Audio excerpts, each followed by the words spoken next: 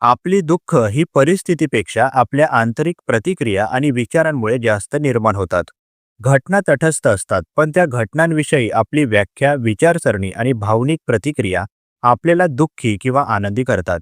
उदाहरणार्थ, एखाद्याने आपल्याशी कठोर शब्दात बोलले तर तो फक्त एक प्रसंग आहे. पण आपण त्याला माझा अपमान झाला, मला कमीपणा वाटला अशा अर्थांनी जोडले तर वेदना वाढते. संशोधन दर्शवते की नकारात्मक विचार पॅटर्न, रुमिनेशन, सेल्फ क्रिटिसिझम हे ताण, चिंता आणि नैराश्याला पोचतात. उलट पक्षी जर आपण त्या प्रसंगाला वेगळ्या नजरेतून पाहिले, जसे की कदाचित तो व्यक्ती स्वतःच तणावाखाली आहे, तर वेदना कमी होते. म्हणूनच आपली मानसिक चौकट, माइंडसेट बदलणे ही दुःख कमी करण्याची गुरुकिल्ली आहे. बाहेरच्या परिस्थितीवर आपले नियंत्रण नसले तरी विचारांवर नियंत्रण मिळवणे हेच खरे मानसिक बळ आहे. धन्यवाद.